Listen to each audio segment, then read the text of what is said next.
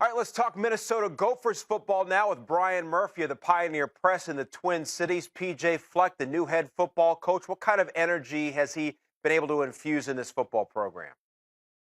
Well, he's brought a lot of attention and notoriety to the program.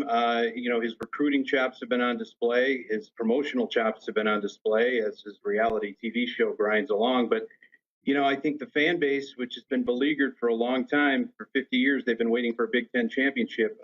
They're still waiting to buy in a little bit. The Gophers' home opener a couple of weeks ago against Buffalo, a 17-7 sort of underwhelming victory, did not sell out. That's the second game in a row that has not sold out, going back to last season's Big Ten finishing game. So, Fleck has got the attention, I think, of the mediascape and sort of the young fan. But as far as the fan base and the base of longtime Gophers fans, they still remain a little bit skeptical. I think you're going to have to see him making some progress once the Big Ten schedule starts in a couple of weeks. It seems like the Big Ten West is perhaps the most open as you compare the two divisions in the Big Ten. Where do you think they stand in the hierarchy, and how high could PJ Fleck potentially take them?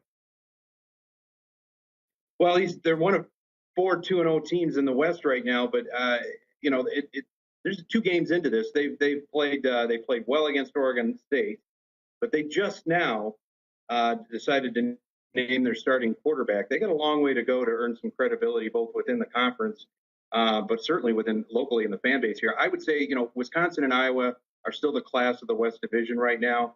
As long as Minnesota keeps making progress, both offensively, certainly in the running game, they've got a great two-headed back production crew there. And then, again, if they can get some quality play from Connor Rhoda, their senior quarterback, I think you're going to see a lot more confidence build, but not until, we're going to need to find out what this team can do in the Big Ten before we can make any kind of proclamations about whether they can be a contender for that Big West title, Big Ten West title. All right, Brian, so let me ask you about Rhoda. Connor Rhoda now named the first full-time quarterback for Minnesota this season. They had been splitting time between him and Demery Croft. What are your thoughts now about Rhoda being now the full-time starting quarterback?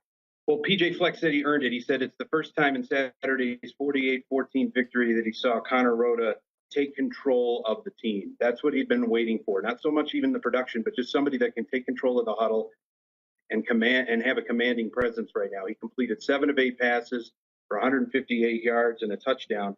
But I think what really sealed Demery Croft's fate was he fumbled a snap on his first possession of the second half, and that kind of doomed him in the two-headed battle here. It was obvious that you don't want to go into a season with 2 quarterbacks, because the old adage is if you have 2 starting quarterbacks, you really have none. But going into the Big Ten schedule, which will be 2 weeks from now against Maryland, they wanted to have that position solidified. And Rhoda showed, some gumption by marching the team down the field a couple of times at Oregon State, but also, again, his command in the huddle, his ability to seize the moment. That's what PJ Fleck was looking for. That's what he got, and that's why he named Connor Rhoda his starter.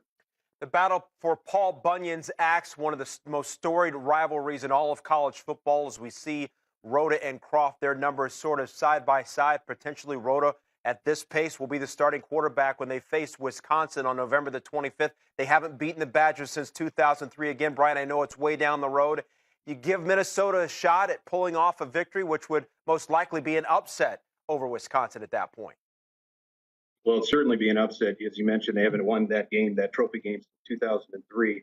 They're going to have to build some credibility through the Big Ten season before they would even remotely become a favorite at that. Last year, with the Big Ten West title on the line for Wisconsin, they pulled out a 2-touchdown victory at Camp Randall Stadium. You mentioned this is college football's longest-running Division I-A rivalry, 126 games and counting. Wisconsin's won it 12 years in a row, and Axe victory since 1948, they're 41-24-3. This is sort of a one-sided rivalry right now, and it's been Wisconsin for the better part of a decade. You got to imagine they're ranked 10th overall in the AP poll. This is still Wisconsin's trophy to lose. Hard to be a rivalry, isn't it, when it's all one-sided? We've seen that in other rivalries, Ohio State, Michigan, the last few years, and obviously, as you pointed out, Wisconsin and Minnesota.